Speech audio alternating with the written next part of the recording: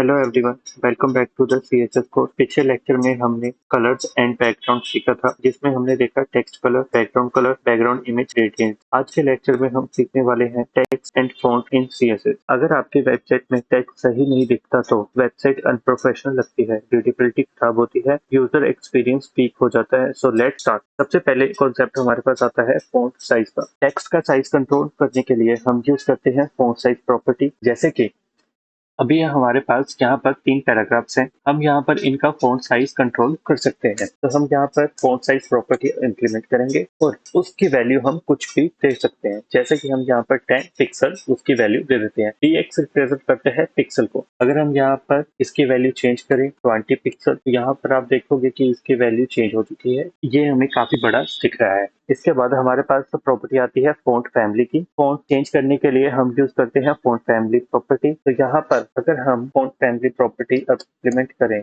यहाँ पर हमारे पास डिफरेंट फॉन्ट फैमिली दिख रही है हमें। तो यहाँ पर हम कोई भी फॉन्ट फैमिली यहाँ पर यूज कर सकते हैं। अब यहाँ पर अगर एरियल अप्लाई नहीं होगा तो इसके अगली फॉन्ट फैमिली इंप्लीमेंट होगी। अगर ये वाली इंप्लीमेंट नहीं होती तो इसके अगली फॉन्ट फैमिली हमारी इंप्लीमेंट हो जाती है। मीन्स अगर कोई भी फॉन्ट फैमिली यहाँ पर प्रेजेंट ना हो तो ये नेक्स्ट फॉन्ट फैमिली पे मूव हो जाएगा। इसके बाद हमारे पास प्रॉपर्टी आती है फॉन्ट वेट की। तो टेक्स्ट को बोल्ड बनाने के लिए हम यूज करते हैं फॉन्ट वेट प्रॉपर्टी।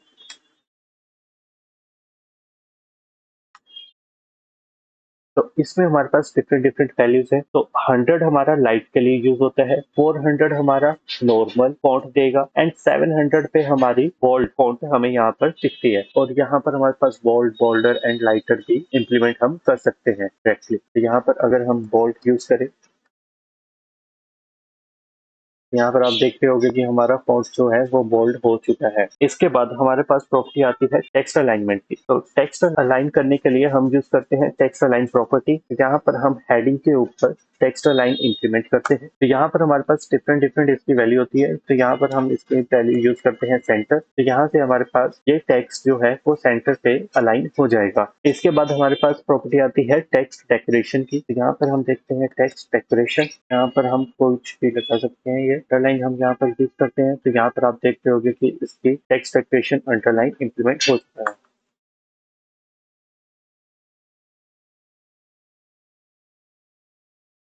तो लाइन थ्रू इंप्लीमेंट करेंगे तो उसके ऊपर से लाइन हमारे पास हो जाएगी। अगर हम यहाँ पर डिफरेंट टेक्स्ट डेकोरेशन इंप्लीमेंट कर सकते हैं। तो यहाँ पर अब हमारे पास कॉन्सेप्ट आता है line height and later spacing का। लाइन हाइट के लिए हम यूज करते हैं लाइन हाइट प्रॉपर्टी। तो लाइन हाइट प्रॉपर्टी हम यहाँ पर इंप्लीमेंट करते हैं।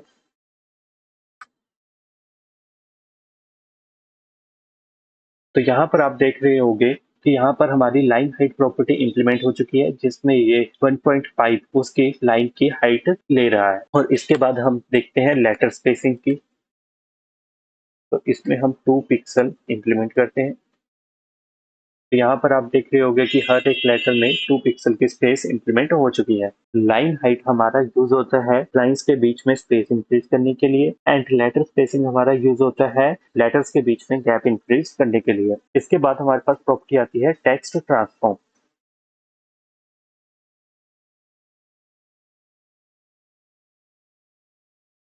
तो टेक्स्ट ट्रांसफॉर्म में हमारे पास डिफरेंट प्रॉपर्टीज होती हैं, जैसे capitalize, lower case, upper case. तो यहाँ पर अगर हम कैपिटलाइज इंप्लीमेंट करेंगे तो यहाँ पर ये सारे के सारे वर्ड्स हमें कैपिटलाइज फॉर्म में दिखाने स्टार्ट कर देगा।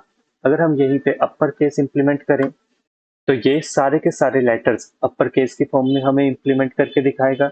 अगर हम यहाँ पर लोअर केस इंप्लीमेंट करें तो यहाँ पर सारे के सारे लेटर्स हमारे लोअर केस की फॉर्म में आ जाएंगे। तो अब मैं आपको एक टास्क देना चाहूंगा, जिसमें आप एक HTML पेज क्रिएट करें, जिसमें आप उसका डिफरेंट पैराग्राफ्स या फिर हेडिंग क्रिएट करें और उनकी फॉन्ट फैमिली चेंज करें, उनका फॉन्ट साइज इंक्रीज करें, उनको अलाइन सेंटर करें और एक लिंक क्रिएट करें और उसकी अंडरलाइन रिमूव करें एंड स्पेस ऐड करें। तो आज के लेक्चर में हमने सीखा font size, font family, font weight, text alignment, text decoration, spacing and text transform. Next lecture में हम सीखेंगे CSS बॉक्स मॉडल, जो CSS का फाउंडेशन कॉन्सेप्ट है, जैसे कि margin, padding and border. See you in the next lecture.